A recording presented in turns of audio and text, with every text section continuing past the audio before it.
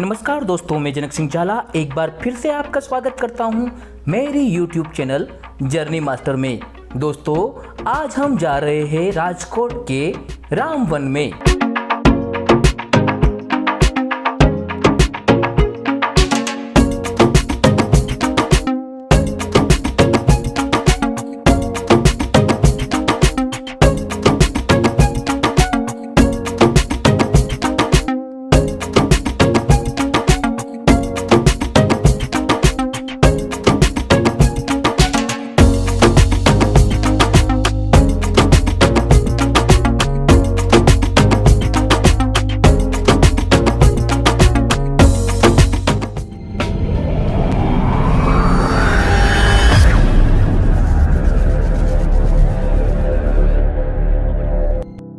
राजकोट के महापौर ने शहर के पूर्वी क्षेत्र में आजी डैम के पास 47 एकड़ की भूमि पर इस रामवन का निर्माण किया है।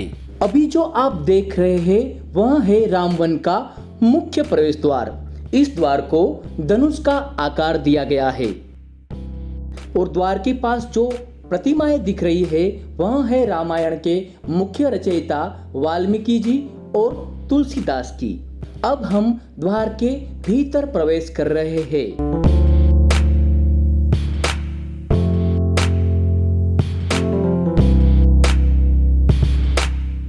द्वार के भीतर प्रवेशते ही आपको प्रभु श्री राम की 30 फीट की विशाल प्रतिमा के दर्शन होंगे। राम शब्द जितना सुंदर दिखता है उसका उच्चारण भी उतना ही महत्वपूर्ण है। जैसे ही आप राम कहते हैं, शरीर और मन से एक अलग तरह की प्रतिक्रिया अनायास ही प्रकट हो जाती है, जो मन को शांति प्रदान करती है। मर्यादा पुरुषोत्तम के साथ प्रभु श्री राम एक ऐतिहासिक पुरुष थे।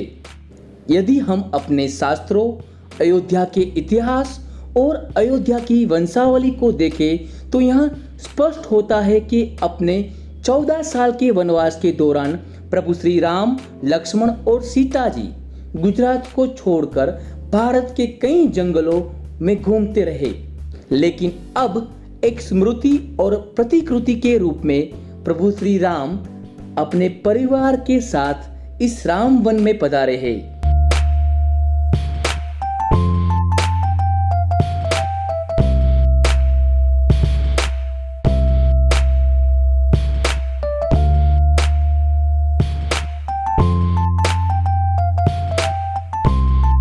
रामवन में भगवान श्री राम के वनवास के दौरान घटी हुई विभिन्न घटनाओं को दर्शाती हुई करीबन 22 मूर्तियां रखी गई है, जैसा कि आपको दिख रहा है।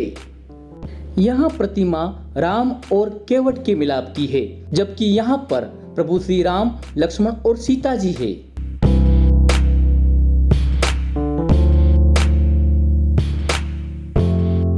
प्रभु श्री राम की चरण पादुका और स्वर्ण मुरुक के प्रति लालायित होती सीता जी दृश्यमान होती है।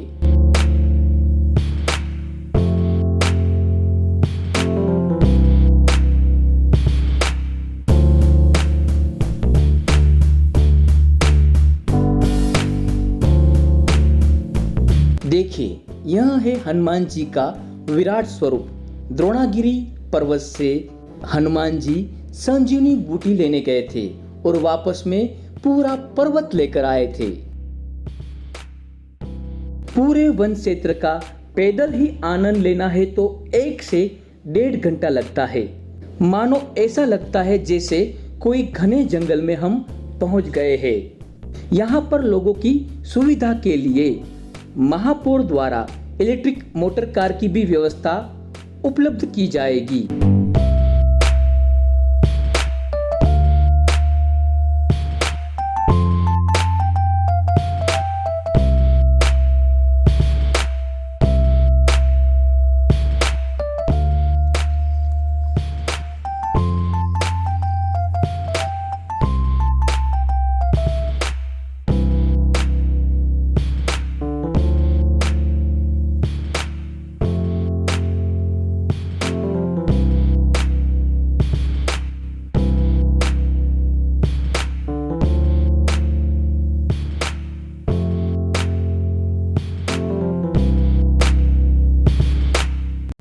राजकोट की हरियाली भले ही कम हो, लेकिन यहाँ प्रकृति और पर्यावरण पर विशेष बल दिया गया है।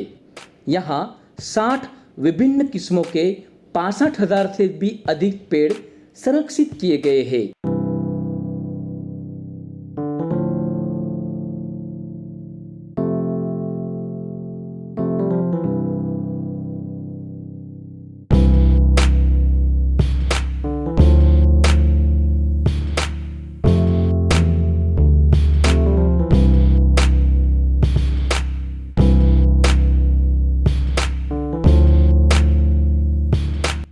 यहाँ पर एक बड़ा तालाब और 2 छोटे तालाब है। बड़े तालाब को राम तालाब का नाम दिया गया है। भविष्य में यहाँ पर नौका विहार की सुविधा विकसित करने का भी महापौर का आयोजन है।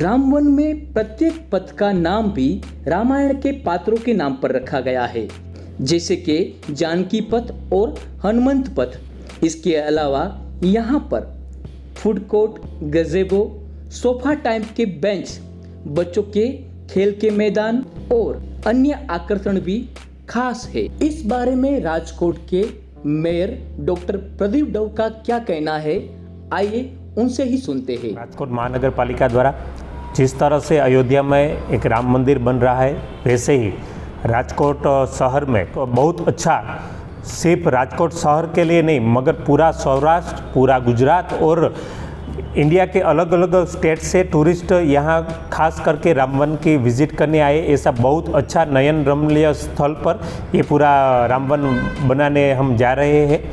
60,000 ट्रीज़ का वहाँ प्लांटेशन भी किया गया हुआ है। राम भगवान के पूरे जीवन पर अलग अलग 15 से ज़्यादा अलग अलग स्कल्पचर है। राम सेतु भी वहाँ बनाया हुआ है। साथ में 2 नेचुरल बड़े तालाब और एक छोटा तालाब, साथ में पब्लिक के लिए बैठने के लिए गज़ेबो, बेंचेस, इलेक्ट्रिक कार और खूब अच्छी तरह से एक जटायु द्वार और मेघधनुष की शेप का एक रामायण का द्वार भी वहाँ बनाया गया हुआ है। और मुझे पूरा भरोसा है कि राजकोट के पब्लिक के लिए खूब अच्छी तरह आज तक जो राजकोट में नहीं है, सबसे बड़ा और सबसे अच्छा एक अर्बन फॉरेस्ट, और वो भी एक राम भगवान के नाम के साथ जुड़ा हुआ रामवन। बहुत शॉर्ट टाइम में हम राजकोट महानगर पालिका उनका लोकार्पण भी करने वाले हैं। कितनी लागत हुई इस रामवन के निर्माण में? करीबन कितना खर्च हुआ? शायद 15 करोड़ जितना खर्च इस रामवन बनाने में कॉरपोरेशन को हुआ है। ऐसा कहा जाता है कि जैसे राम भगवान भारत के सभी हिस्सों में घूमे हैं, लेकिन गुजरात में उनका आगमन नहीं हुआ था, तो कहीं ना कहीं ये महानगर पालिका तंत्र ने इसी बहाने रामवन का निर्माण करके राम को गुजरात और खासकर सौराष्ट्र और राजकोट की भूमि में आमंत्रित किया है, ऐसा कह सकते हैं क्या आप? जी बिल्कुल। जो भी आदमी, कोई बहन या कोई बच्चा या कोई वृद्ध, जो पर्सन भी रामवन की विज़िट करेगा वो बिल्कुल रामवन जो अयोध्या में है, जिस तरह से रामायण के हिसाब के वक्त जैसा वातावरण था, एक राम भगवान की प्रतिकृति, राम भगवान क्या थे, रामायण में पूरा जो इतिहास है वो पूरा इतिहास इस रामवन में हमने कंडारा है। शुक्रिया, धन्यवाद।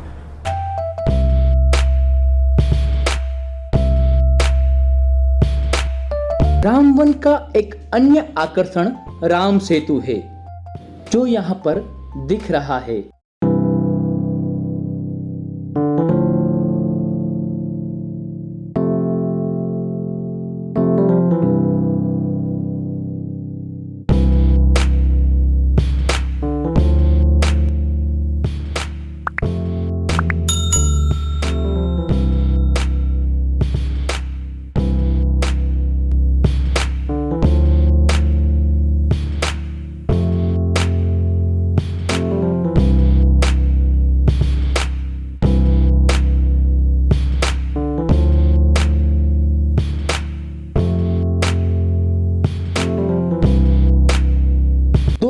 आपके मन में सवाल आता होगा कि इतने अद्भुत और आकर्षक शिल्पों का किसने निर्माण किया है।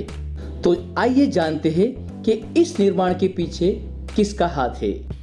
राम वन के निर्माण में जिनका सबसे ज़्यादा महत्वपूर्ण योगदान रहा है और जिन्होंने राम वन के जितने भी स्कल्पचर है अपने हाथों से बनाए हैं, वह गुणुभाई पटेल हमारे सामने अभी बैठे हैं। गुणुभाई राम राम। केम छो? बस मजा में। पहले मैं आपसे वही पूछना चाहता हूँ कि आप कहाँ के रहने वाले और कैसे ये रामवन बनाने का विचार आपके मन में आया? मैं बेसिकली राजकोट से ही हूँ और ये मेरे ही शहर का काम था, तो एनी हाउ ये काम मुझे करना है और मेरे ही सिटी को मुझे देना है। यही वजह से ये काम हमने करने का ठान लिया था। तो लगभग ये जो काम है ऑलमोस्ट करने में 8 महीने जैसा समय लगा और इसमें बहुत सारे 50 से 60 आर्टिस्ट लगे थे जो पूरे हिंदुस्तान से आए हुए थे। और ये हमने इसमें mostly 3D scanner, 3D printer, ऐसे मॉडल्स तैयार करके हमने राजकोट म्यूनिसिपल कॉरपोरेशन को दिखाए और इसको एग्जीक्यूट किया। इसके बाद में इसके बड़े मास्टरपीस बनाए और इसके बाद फाइबर ग्लास मटेरियल्स में जो एक्सटीरियर के लिए बेहतरीन है, जो टेंडर में भी इसका किया गया था। तो अभी आप जो रामवन में देख रहे हैं वो बेस्ट क्वालिटी के पीछे बहुत सारे लोगों का योगदान है। इसमें पॉलिटिकल बॉडी भी है, IAS है, हमारे कमिश्नर साहब, डिप्टी कमिश्नर साहब, सिटी इंजीनियर और हमारी पूरी टीम इसके साथ जुड़ी हुई है। उसके बाद आपको ये रामवन जैसा बेस्ट कलाकृति मिली है। अच्छा, यहाँ पे जितने भी शिल्प हमने देखे, जो भी स्कल्पचर है, उसमें से सबसे ज़्यादा बनाने में दिक्कत आई हो, मतलब ऐसा कौन सा स्कल्पचर है? इसे मोस्टली तो 2 स्कल्पचर है जो बड़े हैं। इसमें जहाँ पे ज़्यादा दिक्कत आई वो जटायु द्वार का जो जटायु है वो है, बिकॉज उसको हमें 15-17 फीट के ऊपर रखना था। इसके साइड में ही हाई टेंशन लाइन है और ये इतना बड़ा है कि 38 फीट इसकी विड्थ है और क्रेन से ये पार्टली हमने जॉइंट कर करके वहाँ पे फिट किया। और इसमें सबसे ज़्यादा प्रॉब्लम होता है विंड लोड को कंट्रोल करना, क्योंकि इतने बड़े विंग्स है तो इसका स्ट्रक्चर जो लगाया जाता है तो उसमें विंड लोड को कैलकुलेशन करके ये सब करना पड़ता है। इसके लिए हमने हमारे स्ट्रक्चर इंजीनियर की भी हमने गाइडलाइंस ली है। अच्छा, जैसे आपने बताया कि आपका जो भी दृष्टि आर्ट है, तो आपने अब तक कहाँ कौन से राज्यों में अपनी जो आर्ट है उसकी प्रतिभा का परिचय करवाया है?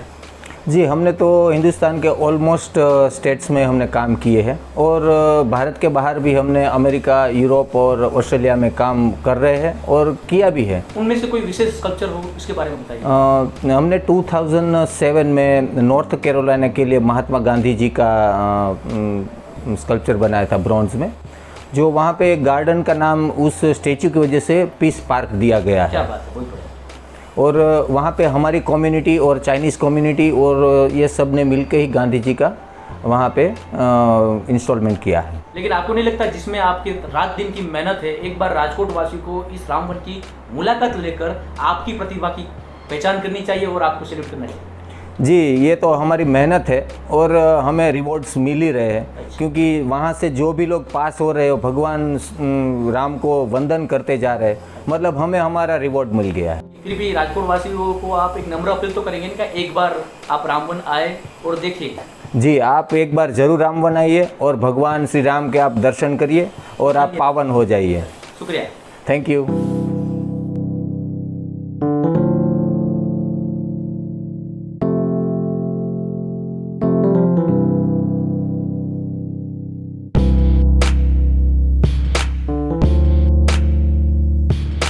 यह नक्शा सूचित करता है कि प्रभु श्री राम भारत के किस हिस्सों में गए थे।